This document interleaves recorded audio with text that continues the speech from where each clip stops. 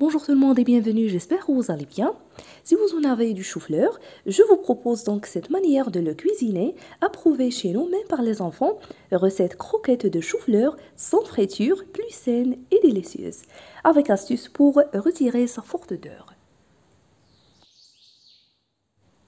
Alors j'ai pris le chou-fleur, je l'avais coupé en deux, je vais juste utiliser la moitié, l'autre moitié je le garde au frigo pour une autre utilisation.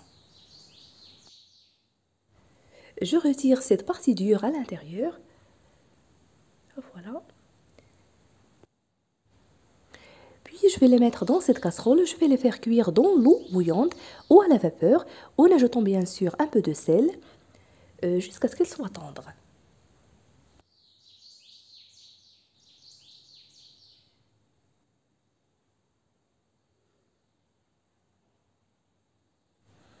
Alors pour retirer sa forte odeur pendant la cuisson, vous ajoutez les tranches de citron ou bien les feuilles de laurier ou les graines de cumin ou juste les herbes aromatiques de votre choix. Après ce temps de cuisson, il faut le laisser bien égoutter, c'est très important pour éviter qu'il dégorge par la suite.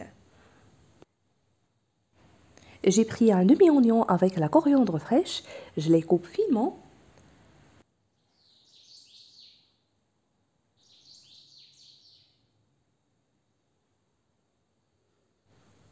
Écrasez le chou-fleur à la fourchette ou à l'aide d'un presse-purée.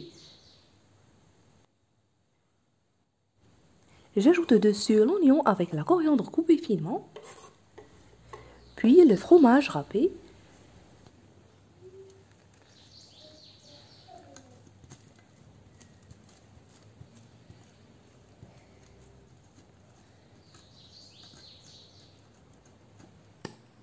Un œuf entier.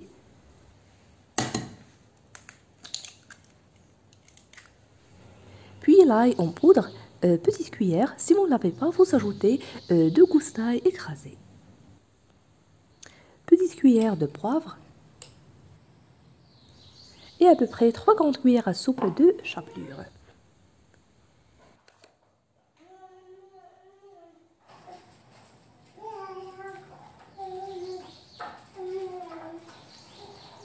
Après avoir bien mélangé, formez des croquettes et disposez-les sur une plaque qui va au four recouverte de papier cuisson.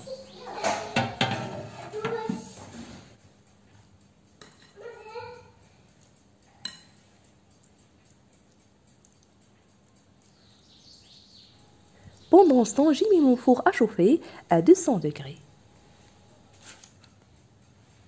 Une fois terminé, badigeonnez le dessus avec de l'huile d'olive.